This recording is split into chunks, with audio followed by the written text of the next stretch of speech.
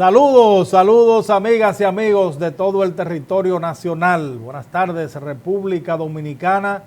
Gracias una vez más por estar con nosotros en otra entrega de este espacio que es el espacio de todos ustedes, batallando con Dionisio Santana por Cinevisión, Canal 19. Siempre agradecido de Dios, el Todopoderoso, que nos da la oportunidad, que nos da la vida para venir aquí diariamente de lunes a viernes de 6 a 7 de la noche a batallar con todos ustedes. Gracias también a ustedes por la sintonía que nos sirven. Hoy tenemos un programa interesantísimo, muy interesante, que ustedes no deben perderse. Queremos pues compartir en la primera parte de este espacio. Vamos a hablar con el doctor Amadeo Peralta, un jurista pues muy reconocido en el ámbito de la justicia dominicana y es un activo litigante. Doctor, un placer tenerlo aquí en Batallando. Gracias por la invitación. Feliz noche. Así es. Bueno, doctor, vamos a entrar en materia porque hay algunos casos que nos gustaría pues tocar y que usted nos abra ese faro de luz jurídico para que nosotros y los amables telespectadores podamos entender un poquito de cómo van a caminar hacia la justicia. El primer caso que queremos preguntar para conocer su opinión es con relación a una situación que se ha presentado a raíz de, primero, una denuncia de una madre que fue al Ministerio Público, puso una querella porque supuestamente un actor de cine dominicano pues habría estado acosando a su hija de 14 años de edad. A los 3 meses de esa denuncia, al ver la madre que el Ministerio Público no avanza en las investigaciones o no existe absolutamente nada, ella acude a un programa famoso de televisión.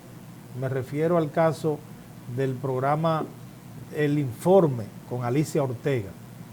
Y desde allí la periodista Alicia Ortega pues da a conocer todos los detalles del caso, incluyendo el audio que fue grabado por los familiares, por la niña y los familiares de ella, con la voz supuestamente del imputado. Vamos a escuchar, doctor, para poner en contexto el tema y poner en contexto a los amables telespectadores, vamos a escuchar el audio que fue publicado anoche por la periodista Alicia Ortega. Vamos a ver, señor director, si tenemos este audio y déle volumen, por favor. Súper bien. ¿Cómo te sientes? Me alegro. Bien. Qué bueno. Tengo un par de preguntas y una oferta muy grande. ¿Tú vives en Santo Domingo? Sí, claro. Ok. ¿Que tú estás muy ocupada ahora mismo? Ahorita, ¿cómo ustedes le dicen? ¿Ahorita? No. Ok. Una pregunta. ¿Cuántos años tú tienes? 14. Ok. ¿Quién maneja tu carrera? Mi madre. Inicialmente el diálogo no parecía fuera de lugar, sin embargo fue tomando otro matiz. ¿Qué tú estás haciendo esta noche hoy? Pues nada, a ver qué voy a hacer. No sé, por eso te pregunto si tus padres son muy estrictos. No, Mira, si más o menos, pero tampoco tanto. Ok, porque yo vivo en la Nacaona y no sé si tú me vienes a ver, ellos se van a sentir, o sea, si tú les tienes que decir o ellos me van a echar un boche. Pues no, o sea, le tengo que preguntar, obviamente, a mi madre. Ok, déjame pensar. Está bien, déjame pensar porque yo tengo una parte muy fuerte, muy chula para ti. Es una parte... Religión. Sí, secundaria protagónica para mi próxima película. A seguidas viene la advertencia de que la menor de edad no debía ir en compañía de sus padres. Ajá, ¿vale? Entonces, pregúntale a ella, pero es que yo no voy a recibir a nadie, yo no voy a recibir a padres ni a madres. Si tú le quieres decir que tú vas para la casa de una amiga, tú le puedes decir que tú vas para la casa de una amiga, pero yo no voy a lidiar con que no puedo verte porque tengo que hablar con mi papá y mi papá no quiere que yo vea al productor o al protagonista de la película. O sea, yo no voy a lidiar con eso. Entonces tú me lo dices ahora muy honestamente. Si tú tienes que decirle a ellos que tú vas a ver a un director, pues entonces yo te veo la semana que viene, después de las audiciones. Pero te lo quería ofrecer hoy. Si tú no puedes, pues no hay problema. Pues no, o sea, tendría que hablar con mi madre, ¿sabes? No puedo ir así. Claro. No hoy. Oye, escúchame, no hoy. Son las 9 de la noche, las 10 de la noche. Lo que estoy diciendo es que, cuando yo te mando el guión, tú se lo puedes enseñar a tu mamá y a tu papá, y tú le vas a decir el rol que te van a ofrecer para que ellos los lean en una película muy seria, muy dramática. Bueno, ahí está parte esencial del audio, aunque la periodista Alicia Ortega dice tener en su poder otros audios de que insistentemente él insistía en ver la jovencita y le hablaba para que saliera de la casa, si fuera por una ventana, etcétera, etcétera. En términos jurídicos, ¿qué representa este caso y qué pudiera representar en los tribunales? Mira, el Código Procesal Penal es muy riguroso con el tema de la prueba. El hecho de que ese joven estuviera seduciendo a esa niña, eso amerita de mejores pruebas. Y había la oportunidad de que a través del Ministerio Público y a través de un juez se consiguieran mejores pruebas con ese caso, es lo que te puedo decir. El simple hecho de una llamada telefónica diciéndole sal, pero no le diga a tus padres, o sea, ahí no se configura definitivamente ni una agresión sexual ni un acoso sexual, porque si usted analiza qué dispone el artículo 396 del Código del Menor, hasta ahí no cumple con los rigores de lo que dispone ese artículo. Pero también hay varios artículos del Código Penal que se refieren al acoso, a la seducción, con reglamentación muy especial, pero casi todas vinculadas con el aspecto sexual. Entonces, si no se llegó a materializar ni siquiera el intento del acoso sexual, te repito una palabra, hay pocos elementos para sustentar razonablemente el que esa persona pueda ser culpable de ese hecho. Pero lo digo por el sistema de la prueba. Los temas sexuales sí son castigados con prisión de hasta 5 años, pero hay que probarlo. En el tema inclusive del acoso, prima mucho la jerarquía del acosador.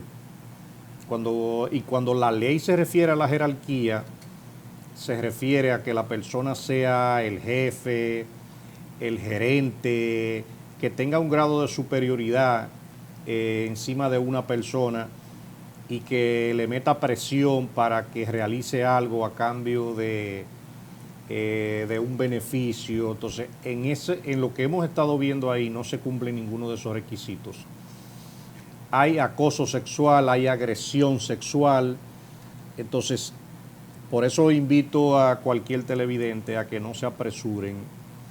Si analizan qué disponen los códigos, todavía ahí el Ministerio Público no tiene un caso. Pudieron haberlo preparado, inclusive hasta donde le permitieran bajo supervisión a la jovencita que sí que saliera, que abandonara su residencia a las 12 de la noche, pero bajo supervisión del Ministerio Público, que fuera donde iba, que tuviera encima algún dispositivo de grabación.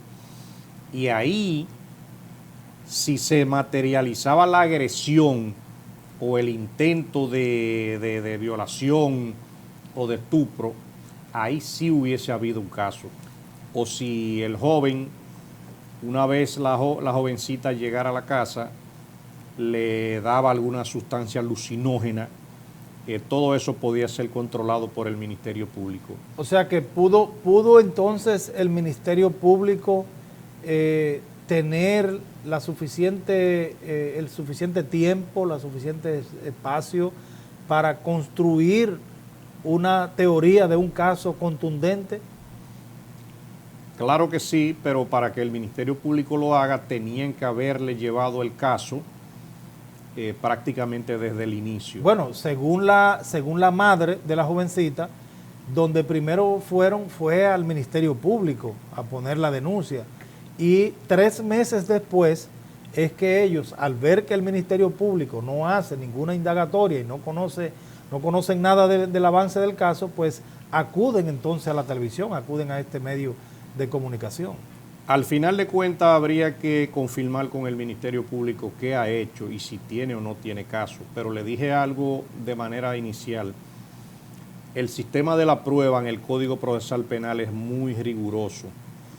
Inclusive el Código Penal, no el Procesal Penal, el Código Penal castiga el intento de la comisión de un hecho, pero el hecho hay que probarlo que estaba en una etapa de ejecución inicial para cometerse y que no se cometió.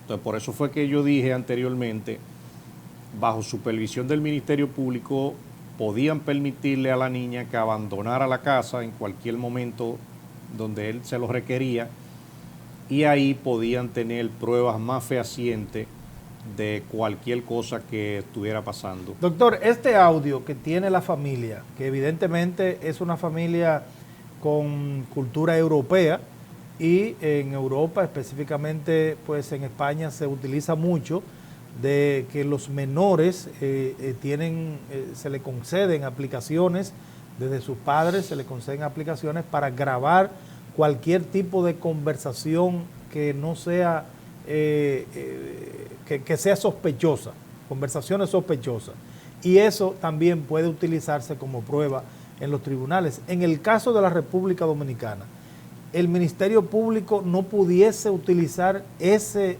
audio o video para accionar públicamente. Ante el Código Penal que tenemos, el código obsoleto de hace 138 años, esas grabaciones están totalmente prohibidas.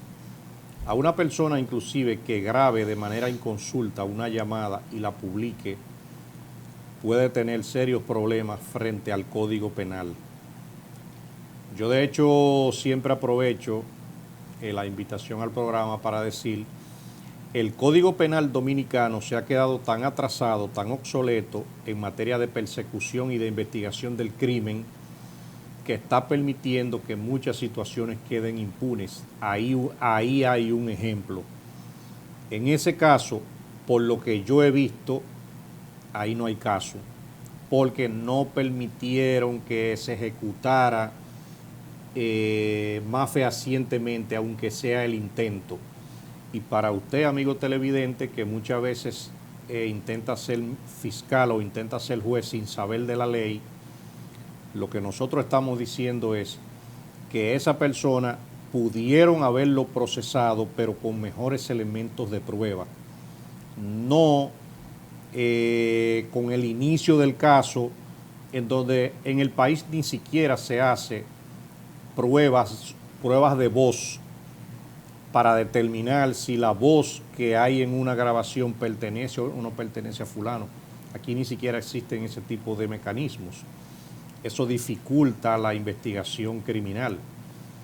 Si el nuevo Código Penal por fin un día lo aprueban, el país va a tener muchísimos avances en persecución de cualquier actividad delictiva, porque no solamente trae cúmulo de penas, no solamente trae ampliación de penas, sino que trae la configuración de delitos nuevos que el Código Penal viejo que tenemos no tiene. Fíjate cómo tú estableces que en Europa es legal grabar una conversación. De hecho, todos los dispositivos solamente tienen que bajar una aplicación y graban las conversaciones, pero en República Dominicana eso es ilegal totalmente. Tanto lo castiga el Código Penal como lo castiga la Ley 53-07 sobre crímenes y delitos de alta tecnología. Entonces, en materia de persecución del crimen, hay que ampliar el abanico para que alguna de esas grabaciones puedan tener alguna validez, para que se pueda también hacer un examen de la voz al posible imputado, de comparar en una conversación si ese es el timbre de voz o no de él. Pero aquí no se hace. Por eso yo sostengo, sin conocer a ninguna de esas personas, que es un caso que hasta ahora el Ministerio Público lo tiene bastante flojo. Ojalá que hagan una investigación más profunda, ojalá que tengan mayores evidencias que tal vez no fueron publicadas en ese reporte, para que ese caso no quede impune, porque la manera para que quede impune es la forma de cómo se recolectan las evidencias y se recolectan las pruebas. El sistema procesal actual, el que tenemos, obliga prácticamente a una víctima a demostrarle al imputado 5 veces más allá de toda duda razonable que él cometió el hecho. Cuando yo digo 5 veces, es porque en la práctica penal yo tengo que demostrarle al fiscal por una razón, por la otra, y con una prueba que se unan una con la otra, para que ellos entiendan que fulano puede ser imputable por el hecho que se le está atribuyendo. Entonces, en ese caso, hasta ahora, no creo que tenga mucho sustento. Bueno, esperemos ciertamente, como usted dice, doctor, que en este caso pues existan otras evidencias que se puedan tomar como pruebas y que sean válidas en los tribunales para que se pueda poner en acción la cosa pública. Este caso va a ser resonante, ya ha sido pues viral en los medios de comunicación en la República Dominicana y hace unos minutos la primera dama de la República, Raquel Arbaje, ha publicado en su cuenta de Twitter el siguiente mensaje sobre este caso. Dice ella: todos los dominicanos esperamos la verdad sobre este caso y concomitantemente es importante educar, advertir desde las escuelas, ayudar a los padres y tutores. Todo esto se está trabajando en fase inicial. Estamos al servicio de nuestra niñez y nuestra juventud. Muy cierto, esto se está trabajando de forma inicial, pero ciertamente hay que educar a nuestros niños, a nuestras niñas, a los adolescentes, a todos los estudiantes desde esa raíz, pues a actuar en consecuencia en esta situación y los padres y tutores estar bien atentos a todo esto, porque no solamente se da en el sector cine, se da en todos los sectores del ámbito social de la República Dominicana. Lamentablemente, adultos pues se inmiscuyen en este tipo de acciones tan bárbaras. Bueno, miren, doctor, otro caso que ha llamado poderosamente la atención y que fue noticia también, es el caso del exponente urbano Adelly Ramírez, mejor conocido como Rochi RD. Rochi RD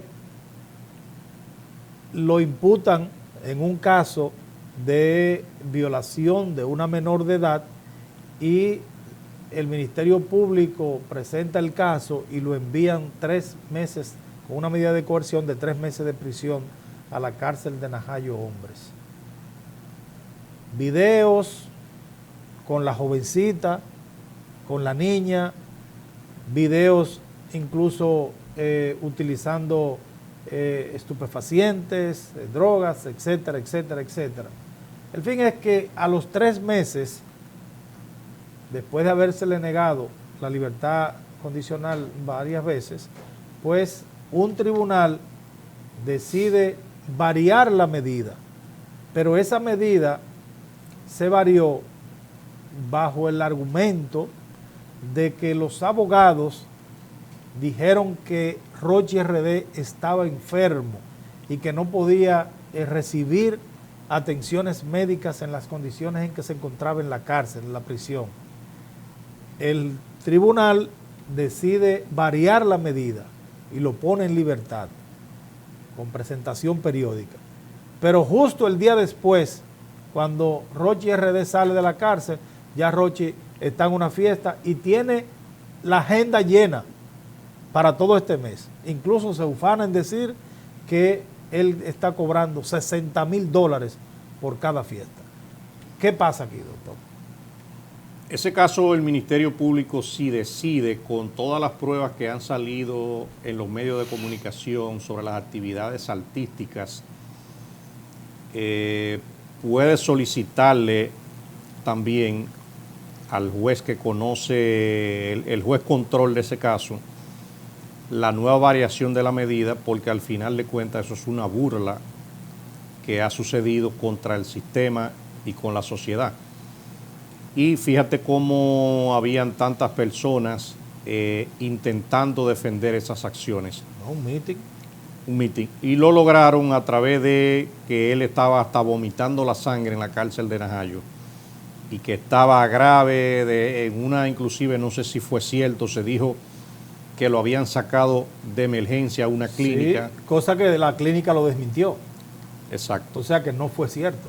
Al final de cuentas, situaciones como esa y otras que han pasado con otros imputados, que al momento que le están conociendo un proceso se declaran enfermos y comienzan a falsear inclusive hasta certificados médicos con la intención de que le varíen la medida y la prisión preventiva, el solo hecho de burlarse del sistema, burlarse de la sociedad, es motivo suficiente para que el Ministerio Público pueda solicitar el retorno a la prisión y la variación de la medida cuando se determine que todo eso era falso.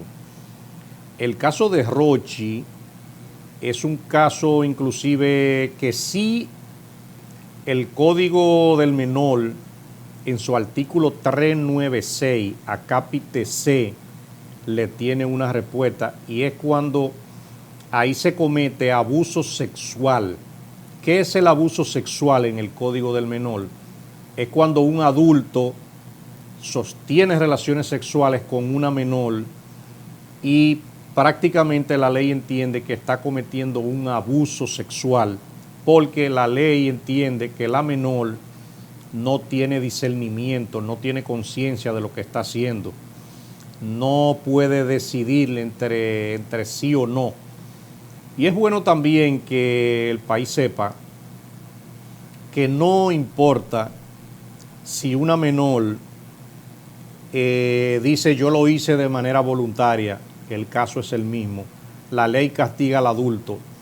No importa si el imputado dice, pero el barrio entero ha arrasado con esa menor. Lo que pasa es que la ley entiende, si a usted que lo agarran y a usted que lo imputan, usted va a pagar por ese hecho, no importa si le han pasado 50 por arriba. No sí, porque ese fue uno de los argumentos que se esgrimía en el bajo mundo, de donde ellos se desenvuelven. No, que eso es una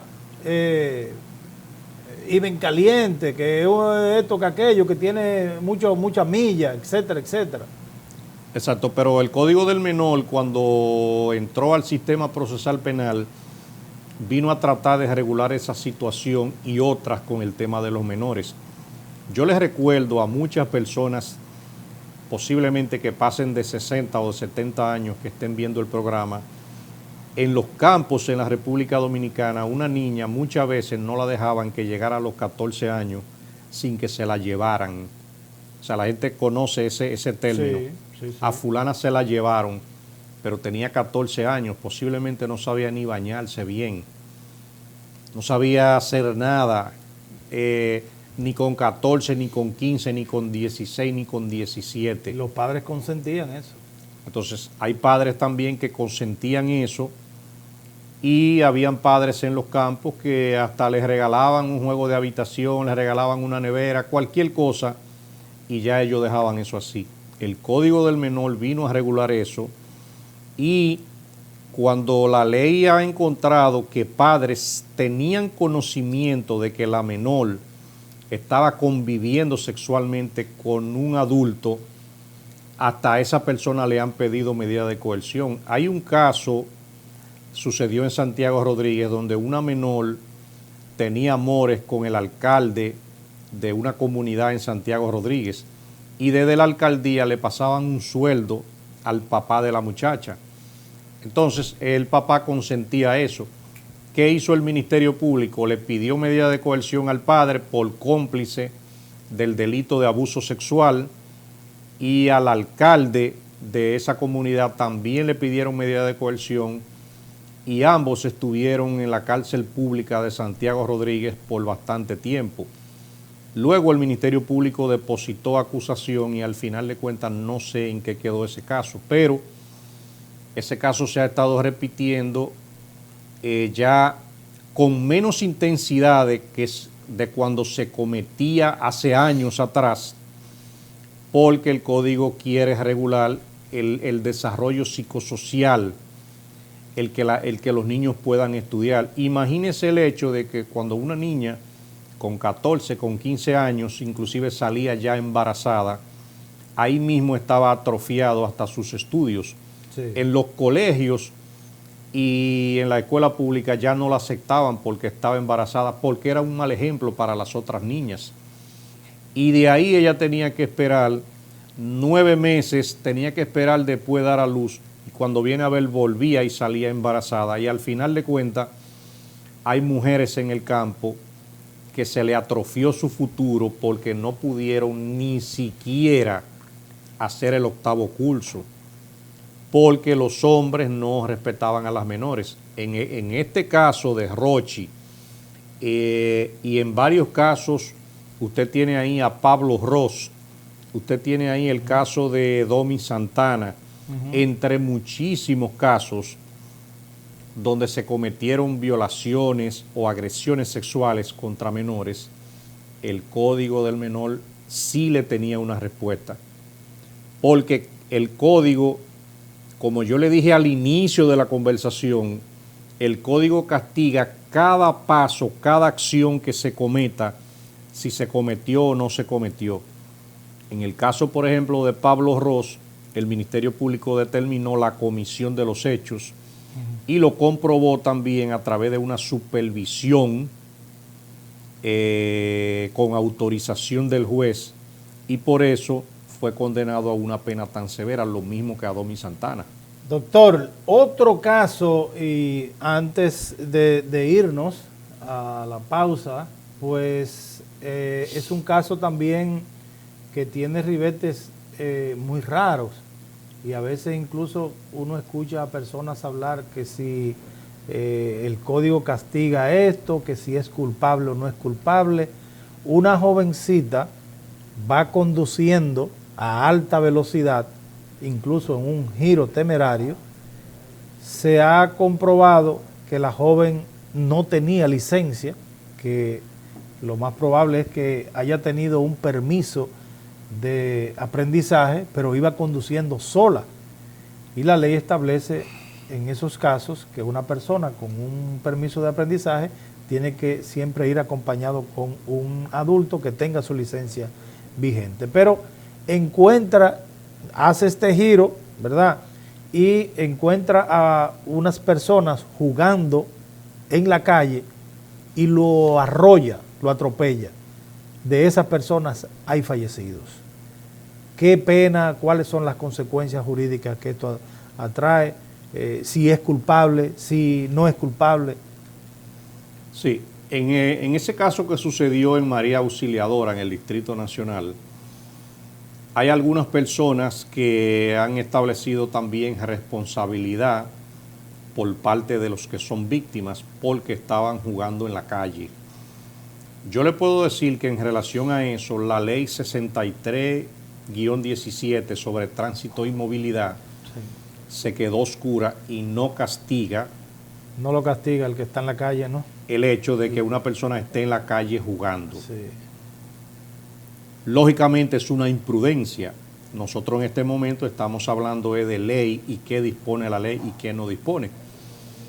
ahí ya el fardo culposo se le traspasa a la conductora del vehículo, que venía manejando de manera temeraria, de manera torpe, y a lo mejor, como se ha estado diciendo, ella había chocado a otro vehículo anteriormente y había emprendido la fuga. Venía un vehículo color naranja detrás de ella y también un motor. Y en la fílmica se ve cuando ella dobla rápidamente en esa esquina. De la manera que ella dobló, ella pudo haber matado a cualquier familia que fuera caminando por ahí. Así es. Podían haber ido 5 personas agarradas de la mano y a los 5 se lo lleva. Fíjate cómo esos señores estaban jugando domino a como a 500 metros, o sea, a cierta distancia, que le hubiese inclusive podido permitir maniobrar y pasarle por el lado a una alta velocidad. Pero fue tan rápido y con poca pericia su manejo que concluyó con ese crimen. La ley en ese caso, específicamente el artículo 303, párrafo 5 de la Ley sobre Tránsito y Movilidad, establece una pena mínima de 1 año de prisión para un conductor que mata a una persona. Pero también establece una pena mínima de 1 año. Es muy débil la ley también. Exacto, y una máxima de 3. Pero la máxima de 3 tiene que ser para cuando se demuestren circunstancias muy agravantes. Entonces, por eso yo he estado diciendo, el hecho de que ella no tenga licencia pudiera ser una situación agravante que la aumenta a 3. No sabemos si tenía o no tenía seguro. No sabemos, entendemos que tal vez no, si la persona andaba bajo los efectos del alcohol. Sí. Entonces, nosotros son atenuantes que podrían agravar exacto. la pena. Entonces, nosotros hemos estado haciendo un llamado de atención a los legisladores para que revisen la Ley de Tránsito y Movilidad, que aunque entró en vigencia en el año 2017, es muy buena en los temas de multas y de incautaciones de vehículos y de todo eso, en sanciones pecuniarias. Pero en cuanto al aspecto penal de sanciones por causar diversas muertes con un vehículo, la ley se quedó corta. ¿Y por qué lo decimos? Yo soy el primer abanderado con decir que quien tiene un accidente no es un criminal. Un accidente lo puede tener cualquiera. Claro. Y por diversas razones lo puede tener. Pero hay personas que a sabiendas también provocan el accidente. Ustedes tienen un caso ahí. Una persona que esté desde temprano bebiendo y sabe que va a manejar, es una bomba de tiempo, claro, para usted, para su familia y para cualquier persona inocente que se esté trasladando de un lugar a otro. Incluso para las personas que ahora se ha convertido en pandemia, que manejando utilizan celulares.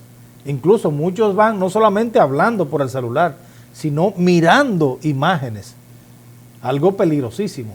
Exacto. Entonces, una persona que esté fumando droga, si es marihuana que se fuma, o estén drogados con otro tipo de alucinógeno y sabe que va a manejar, sobre todo a elevadas horas de la noche, y va en un vehículo y él no va en su estado consciente, el vehículo lo va llevando a él, pero él provoca, como ha pasado muchísimas veces, sí, un accidente, porque el semáforo rojo ya él no lo ve rojo, él ni lo ve. Entonces, una persona con un grado de culpabilidad como esa y que se le siga agregando la droga, la imprudencia, que se pasó en rojo en el semáforo, que tal vez tenía la licencia vencida, que tal vez no tenía, que no tenía seguro. O sea, ahí hay un crimen culposo, que sería un abuso para la familia de las víctimas, el que a una persona así la condenen a 1 año, porque simplemente la ley se quedó oscura en ese sentido. Así es. Entonces nosotros apelamos inclusive a que las cámaras legislativas revisen esa ley, pero para que se contemplen diversos tipos de modalidades de culpabilidad o también hasta de atenuante, en donde una persona pueda ser responsable de los hechos que tiene según el grado de conciencia con el que lo cometió. Aquí hay personas que no saben que aquí se han cometido sicariatos con un vehículo. Sí. ¿Cómo usted comete un sicariato con un vehículo? Usted le tira un vehículo arriba a una persona y simula un accidente. Y si usted logra que lo condenen, lo van a condenar a 1 año de prisión. Eso es terrible, doctor. Muy terrible. Exacto. ¿Cuántos muertos no puede provocar, por ejemplo, una patana a alta velocidad o un autobús a alta velocidad donde se compruebe que el chofer lo está haciendo de manera temeraria? Yo inclusive conozco un caso muy específico donde pasajeros de un autobús grabaron al chofer mientras iba prácticamente borracho manejando el autobús por la forma temeraria como él conducía. Y los pasajeros le dijeron, si pasa algo, te vamos a echar la culpa todito a ti. Eso es terrible y eso está ocurriendo con mucha frecuencia en la República Dominicana. Nos unimos al llamado que hace el doctor Amadeo Peralta a los senadores, a los diputados, en sentido general, a todos los legisladores de la República Dominicana para que revisen esta legislación. Doctor, gracias, muy agradecido de este tiempo maravilloso que usted nos ha concedido en este espacio Batallando. Agradecemos infinitamente su participación. Un placer. Gracias. Señores, vamos nosotros a una pausa comercial. Cuando retornemos tendremos más contenido, como siempre, en este espacio Batallando con Dionisio Santana.